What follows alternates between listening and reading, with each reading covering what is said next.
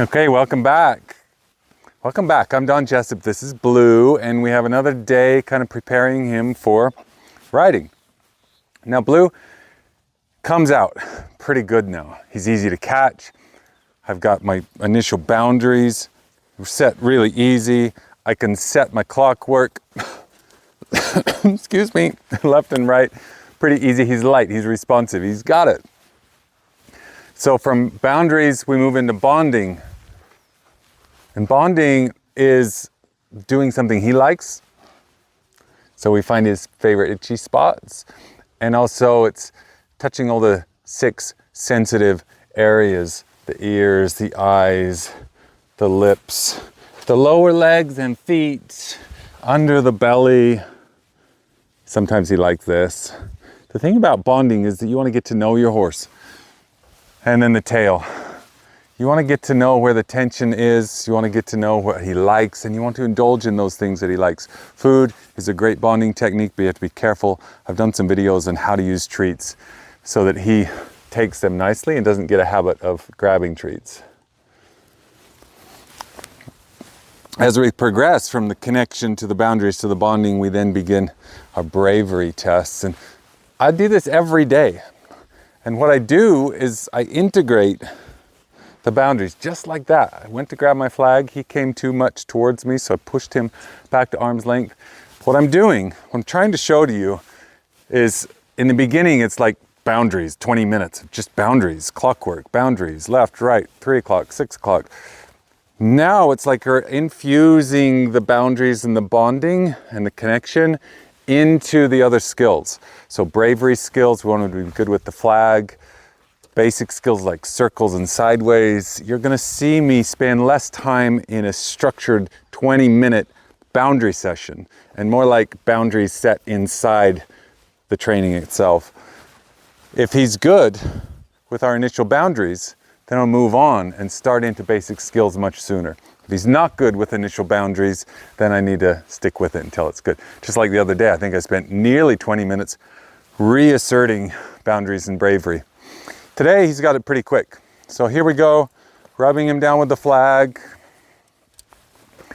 And you can see he's a little head high, but what we need is courage before calm, always. When it comes to bravery and calmness, we actually just need courage before we get calmness. So he needs to stand his ground first before he learns to really, truly let down his guard. Once he learns to stand his ground, with lots of repetition and practice, the flag becomes just another extension of me, and he doesn't fear it in any way. So you can see the tension. That's something we will graduate to where he just lets it all go. There's a lot of tension there. He's showing me where, I'm going to set the boundary right there. He's showing me where his biggest fears are up above his head. Set that boundary over there. So in my bravery training, I'm going to spend a lot of time over the top of his head. Set that boundary again. Teach him to be courageous first and calm second. Sometimes it's not the flag itself that bothers the horse, it's the motion of the flag, it's the position of the flag.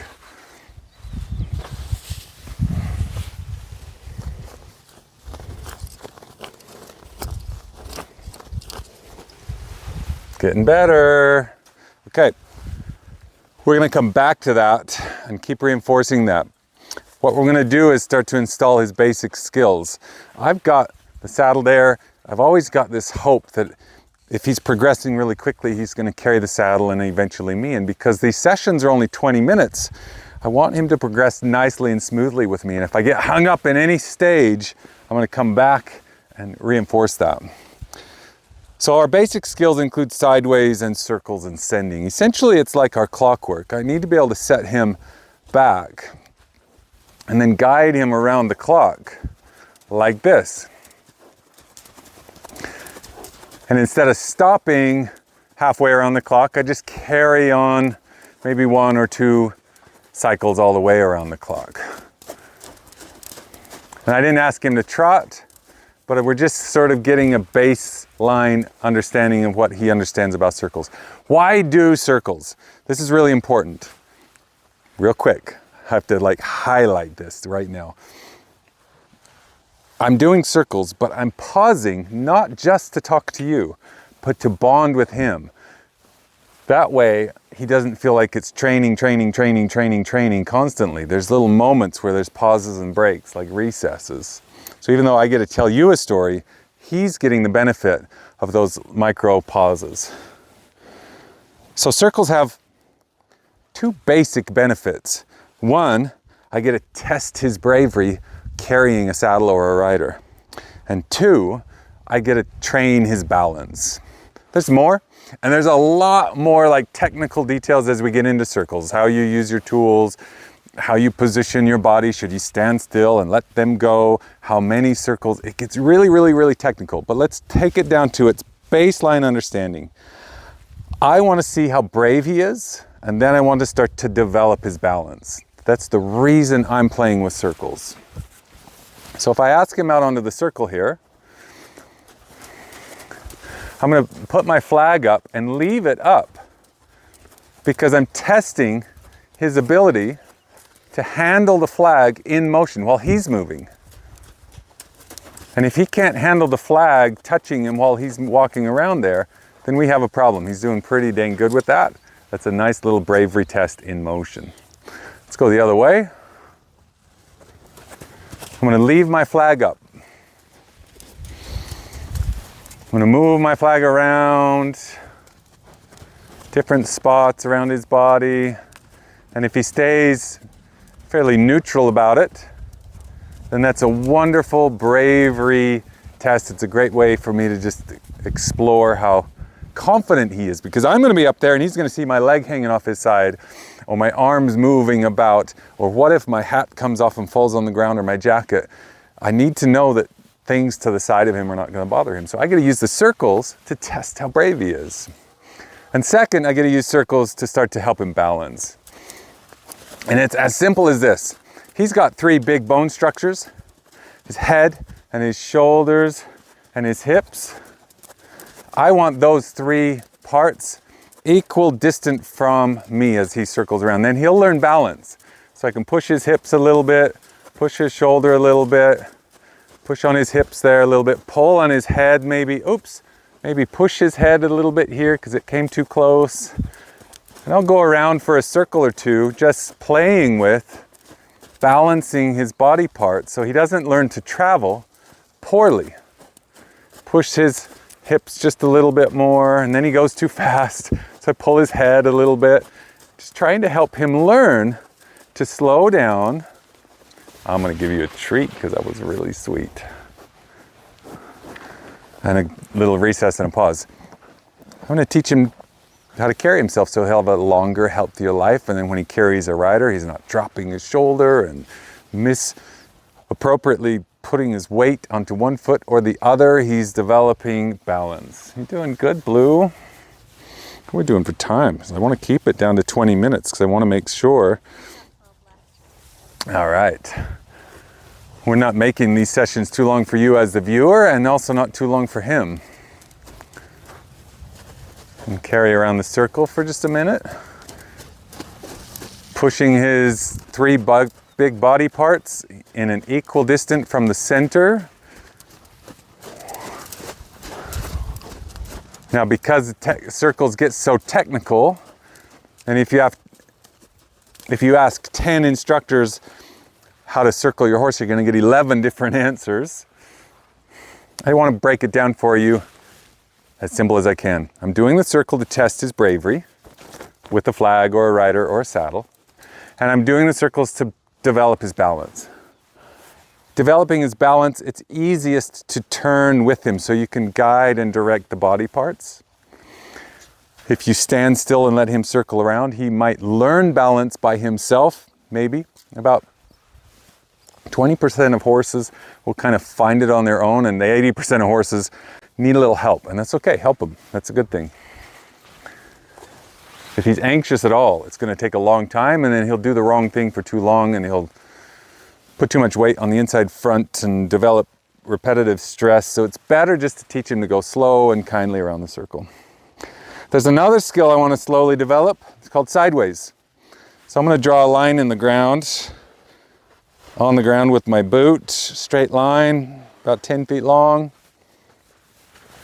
He stands on that side, I stand on this side. I grab hold short, and I do little maneuvers with his head and his shoulders and his hips. And I kindly guide him laterally across that space and then rub him down with the flag so he doesn't feel threatened by it. Each day, I'm going to do these basic skills because I want him to develop into a really balanced, athletic, smart horse. And then I'll change positions. I might stand in front, I might stand beside him. Eventually I'll be on his back and guiding that straight across lateral motion. That one day turns into a leg yield or a half pass. And it's nice and balanced, and I'm not having a big fight in front because his boundaries are so well set. I haven't started sideways until I had great boundaries. And you got it, a great bond. He has to like me, he has to connect with me, he has to look for me, he has to enjoy my touch and my presence. So as long as I'm integrating the skills with the basic bonding and boundaries, we're gonna have a great time. A little bit of sideways today. I'm really happy with that. Tomorrow I might progress that to longer lengths. And then the circles were really, really good today. I want to develop him to carry himself in the canter. So we've got lots of that going on. Now I did bring out my saddle. I'm hoping that I can slowly integrate the saddle work. But before I actually get on his back, I have a different test for him. Before I put a saddle on his back, I have a different test I like to do with all my horses. This is just a rope test, or you might call it a hug test. I'm going to chuck this rope around his belly like it's the cinch on a saddle.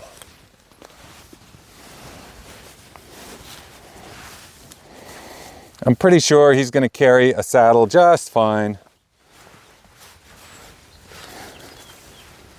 But what I can do is I can use my boundaries and my clockwork and my circles to position him and then test him with this little hug. I'm squeezing that rope and asking him to be brave about that, to not be reactive. And if he gets hyper reactive, I'm going to reset his boundaries. I'll stop him.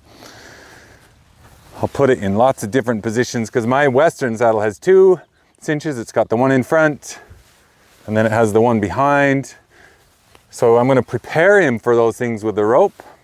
And at a standstill, he is doing so good. He's being so brave.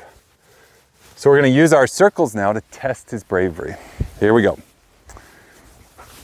Off we go into a circle. This one's not going to be about balance. This circle's going to be about bravery. So we're going for a walk and I give him a hug.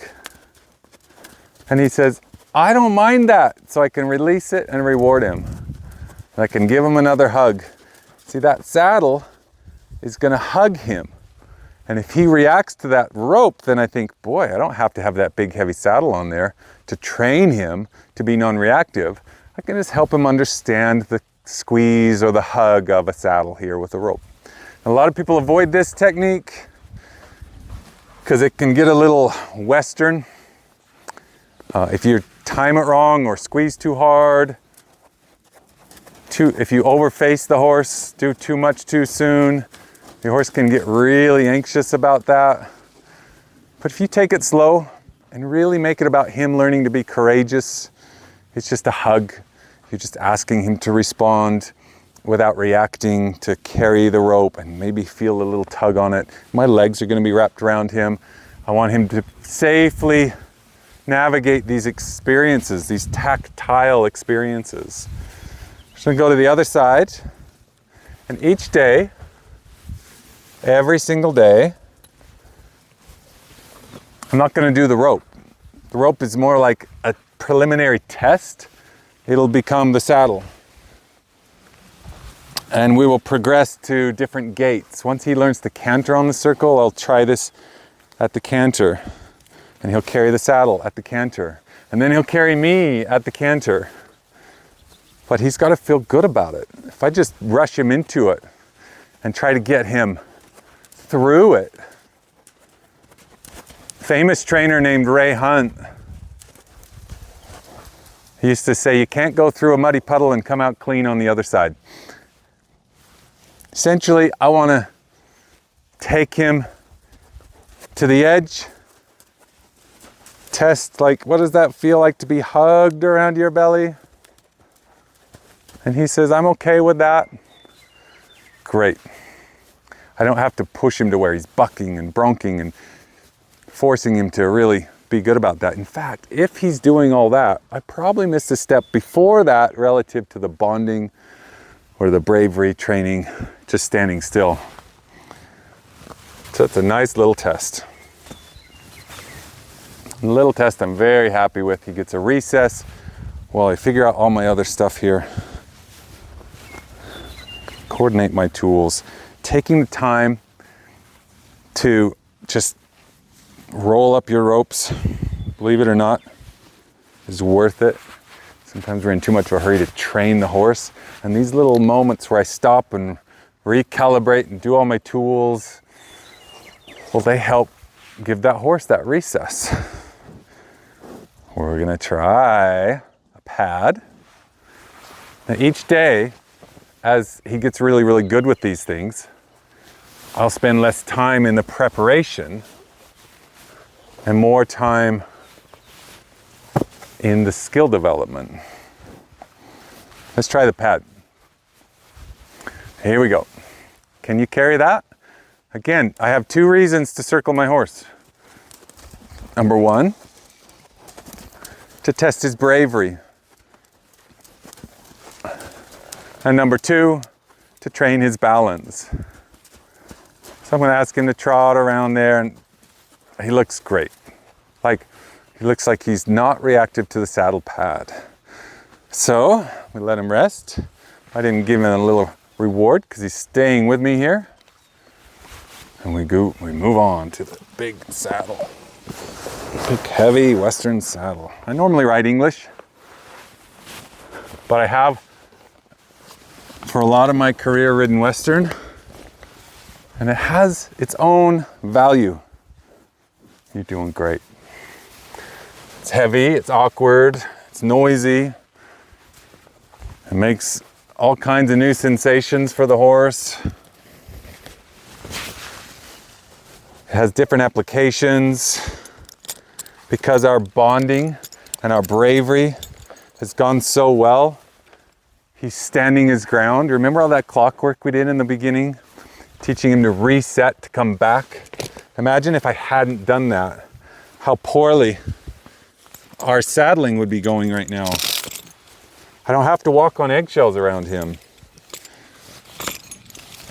In part, because I'm not the first one to saddle him. That's very apparent. He's new to me. He's had some training though, somewhere. Somebody's been working with him.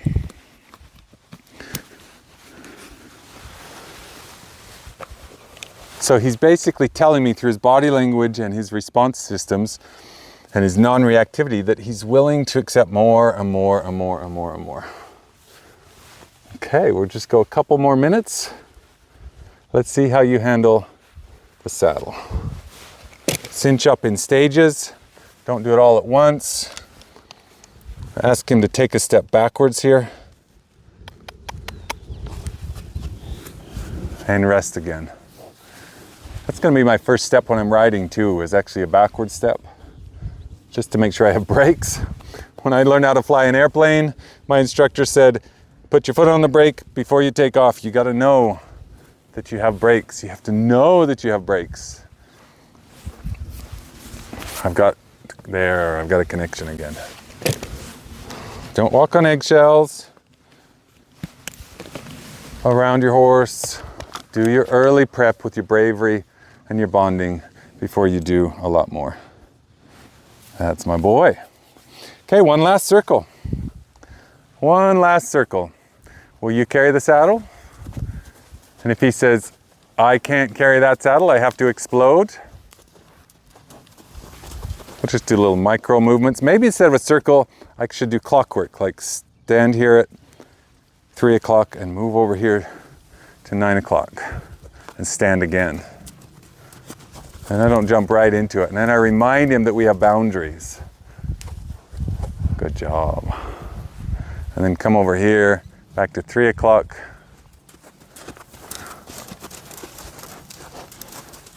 And he's passing the tests, he's responding to me, he's willing. I've got all the foundation pieces I need. I'm not walking on eggshells with him. I'm really quite happy. We're gonna do our last little circle. We're gonna complete the circuit. Are you brave enough to carry that noisy thing? Carry on out here. Once you learn about balancing a circle, you kind of sticks with you. You tend to do your circles a little differently. And I look at that and think, could I ride that? And the answer is yes, I could definitely ride that if he kept that and he didn't get excited by much else. So over the next few days, we're gonna get to saddling sooner. We're gonna do 2 more tests with the saddle, ultimately step up in the saddle, and then riding, walking, trotting, cantering. We're gonna develop it on the ground and then up into the saddle. And he's gonna turn out to be one heck of a partner. This is Blue. I call him True Blue. I'm Don Jessup. Thanks for watching.